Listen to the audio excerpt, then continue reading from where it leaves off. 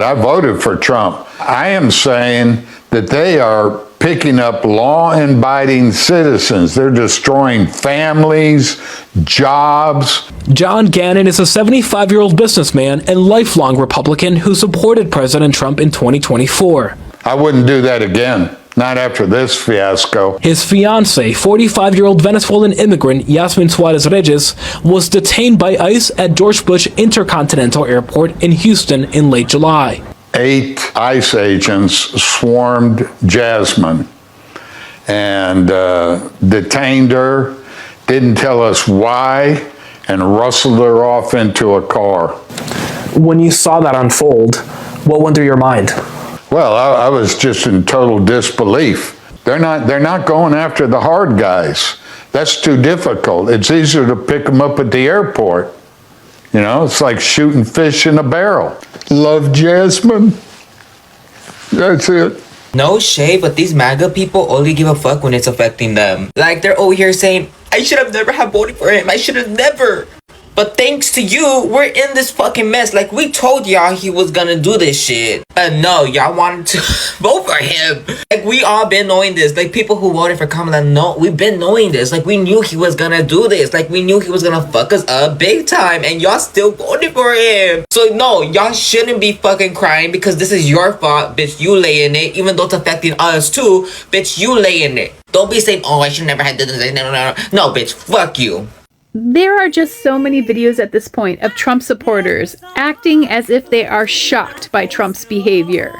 And here's the thing, they're not really shocked. They're just shocked that it's directed at them specifically. They thought all the horrible things that Trump said, all the racist, sexist, homophobic things that he said, they thought that was gonna be over there.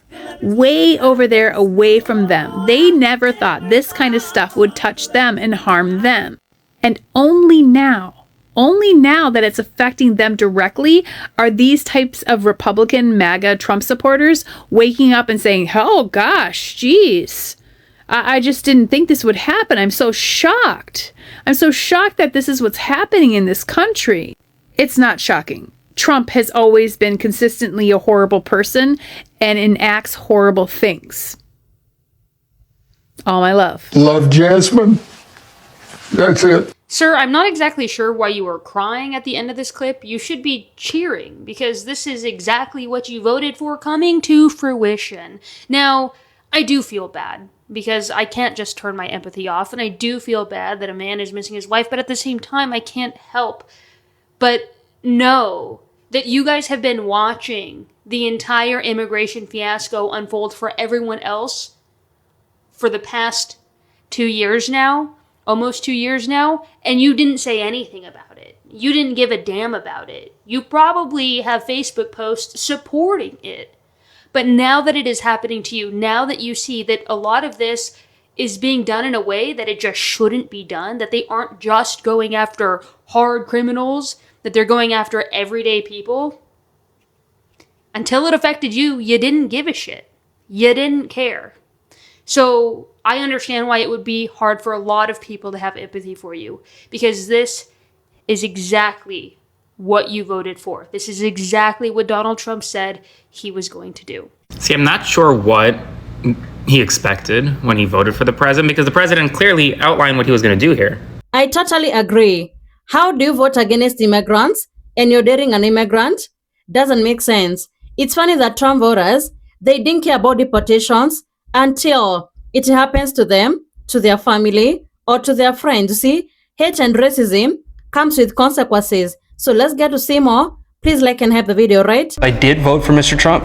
Deporting the criminals is a great policy. These foundations are poured, ready to go, and we can't even start the construction on them. But we voted for the American dream, and unfortunately, right now, we're not seeing that. For months, federal agents have been sweeping up workers at construction sites in South Texas. ICE has raided us anywhere between 10 to 15 times throughout different subdivisions. Now, work sites across the Rio Grande Valley have ground to a halt. And that's got some Trump supporters in this midterm battleground changing their minds. These people would just show up to our job sites with no warrants, taking all our workers, even the workers with proper documentation. Many who work in the construction industry here told us they largely rely on immigrant workers, some of whom are undocumented. DHS did not respond to the Times' request for comment, but in a previous statement, it said these raids protect the nation's workforce. I've supported Mr. Trump in every election that he's been a part of. We just never thought that this would come and affect us in the construction industry, but most importantly, affect our economy here in South Texas. We are seeing a reduction of almost 60% of our volume on the residential side of our business. We applied for bankruptcy in December. We saw a drop in sales of about $5.3 million. For 40 years, we had never laid anybody off, and until this happened, we were forced to. Is it evil of me that sometimes I genuinely want some Americans to suffer because they voted for Trump? The ones who voted for Trump, I want them to suffer the most. I feel like that's an evil thing to say, but I feel as though that's the only way they're going to learn. When I see something bad happens in America, or I see like Trump voter loses their house, or Trump voter, can't afford to pay bills, I'm like, good. I'm happy. I'm very happy. You voted stupidly. You're paying the price. I want to see them pay the price. The people who didn't vote for Trump, I low-key feel emotional when I see bad things happening to them. But the people that did vote for Trump, fuck you. I couldn't give a shit. You voted with all the information that you had or that you could have got, ignored it, and still vote for Trump, and this bad stuff happens to you, I really don't care about you anymore. Like, cool. There are some Trump supporters now that are drawing the line at their, support for him because of the high prices of gas. And at first I was like, oh my god, this is so crazy. This is what causes you to stop supporting him. But then I was like, wait, it actually isn't so crazy, because this entire time with like the Epstein files, his blatant corruption, January 6th, right, during his first term, pretty much every single unconstitutional action that he does, like it seems like every day pretty much, all these things that he's doing with ICE, if that, right, wasn't a reason for them to stop supporting him, it does make sense that they would finally stop supporting him when it was something that directly impacted them instead. Because they're selfish, like pretty much all of them are. They don't care about anyone else but themselves. I've said this multiple times, and I, will keep on saying it because it is the truth. It is a waste of time to try and reason with most supporters of Trump. It's just not possible. Nothing you say will matter to them. He can do nothing wrong in their own eyes. Well, unless it's the price of gas, then suddenly they'll start to care once it, affects them. I'm tired of caring more than Republicans. I don't want to care less than them. I'm just tired of bearing the weight of giving a fuck about this country falling apart more than they do every single day. I'm tired of waking up feeling angry when they don't feel any anger at all about Donald Trump pulling his pants down and taking a shit all over the Constitution every single day. I'm tired of giving a shit about other people and them not caring about anybody but the people that they share blood with.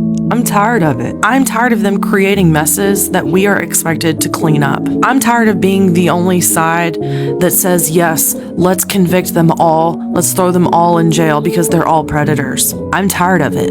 Do I want to switch places with them and care less? No. I'm just tired, okay? I'm tired of being the only ones who care that the biggest asshole to ever have lived somehow made it into the White House. I'm tired of them not caring that he's a piece of shit. I'm tired of caring more about the fact that he was best friends with Jeffrey Epstein for 2 decades plus. I'm actually so tired of us on the left being the only ones in this country that still believe that 17, 16, and 15-year-old girls are actually children that cannot consent to being with an adult man, someone like Donald Trump.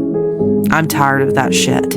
I'm tired of being the only ones that are upset that they are indoctrinating our young people into believing that Mueller had some good ideas and that he was actually a good leader despite his end result being kind of a disaster for humanity. I'm tired of being the only ones that give a shit about the arts and free speech and education. I'm tired of sharing a country with a bunch of monsters who don't value human rights or civil rights or the Constitution and who accuse us of being monsters for simply suggesting that Donald Trump is a predator and a felon, who suggests that we don't give a damn about victims, that we only care about putting Donald Trump in prison. They accuse us of doing everything they do because projection is their only weapon. Projection and propaganda is the only way that they win this, and indoctrination is the spearhead of that mission.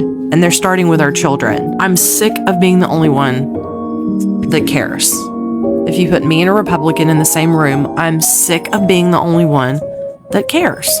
MAGA has become the party of defending Epstein, the party of defending flock cameras, the party of defending data centers, the party of defending rug pulls, the party of defending Donald Trump getting $1.4 billion, way better than Nancy Pelosi, cash in his own pocket, the party of defending our sons and daughters fighting for Israel in another country, the party of defending $4 trillion added to our national debt just this term alone, the party of defending $1.9 trillion of spending deficit year in and year out, the party of Donald Trump posting like he's Jesus. It's the ultimate betrayal for anyone like me who voted for Donald Trump. Welcome to another episode of FAFO, where I bring you stories of MAGA voters that have entered the find out phase of their vote. Terry left this very lengthy post underneath a Rump Facebook group, and it reads as follows. Dear President Rump, I have always been a huge supporter of yours, but that is about to come to an end. Please put an end to all of the badness. I went to the grocery store today and spent $450 for 2 people. I didn't buy anything extravagant like ribeye steaks. In fact, other than the 2 pounds of hamburger, the other 2 packs of meat were on clearance. I just bought what we need. You and I both know that yes, gas prices may come down, but prices of other things probably are not coming down. This is ridiculous. It was just a year to year and a half ago that my grocery bill was $250 to $275. It's time to drill our own oil. You ran on the platform of lower prices and drilling our own oil. I've not seen any of that. The American people need help, and they need it now. My wife is going to have to take a second job so we can make ends meet. I'm a preacher, so as you know, we don't get paid much compared to other professions. We need help. What are you going to do? And when can we expect to see some help? Please do it now. Paul on Facebook wrote the following. I want all of you to remember I was Rump's #1 fan for 11 years. I'm so done now because I am not an idiot. Watching MAGA 2.0 defend what is happening is unbelievable. This is what I am looking forward to now. Just wait until oil prices go even higher. The supply chain grinds to a halt and people suffer. Let's watch MAGA 2.0 defend this shit when it happens. It is going to get so much worse, and I can't wait to watch MAGA 2.0 struggle as they attempt to defend it all.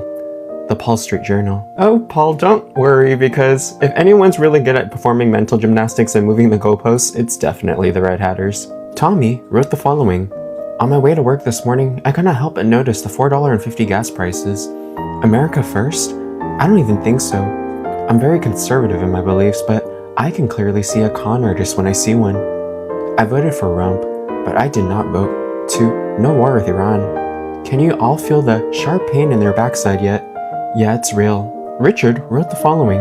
Dear President Rump, please get this crap in the Middle East over with. Please stop toying with them. I cannot afford $5 a gallon for gas. I'm a senior on disability. Please hurry up. Sincerely, Richard from Ohio, Rump supporter. Thank you. And of course, my dear leopard friend commented and wrote, get a job and stop whining, you lazy bum, and posted, have the day you voted for. Political decisions, they come with broader consequences. When you vote, you're not just simply choosing slogans, you are choosing policies that will shape the country. Trump voters, they celebrated mass deportations and they cheered ICE raids, thinking that they'll never be touched by the same system that they supported. Policies do not care who you voted for. They affect everybody. It's much easier to support policies when you believe that they're going to affect other people. They lacked empathy when many immigrant families, they lived with fear for years. They lacked empathy seeing children cry, watching their parents being picked up by ICE.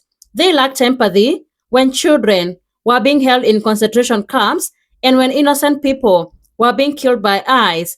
Many children were worried about coming home from school and finding a parent has been detained, but that did not bother them at all until it happened to them. And I guess now they understand the pain that many families were going through, and nobody feels sorry for them because the warnings were everywhere. People tried to warn them, but those warnings, they were dismissed or even ignored. The biggest lesson here is that a country is judged by not how it treats the powerful, but how it treats the vulnerable people. Having compassion and humanity for others is very important. So thank you so much for tuning in.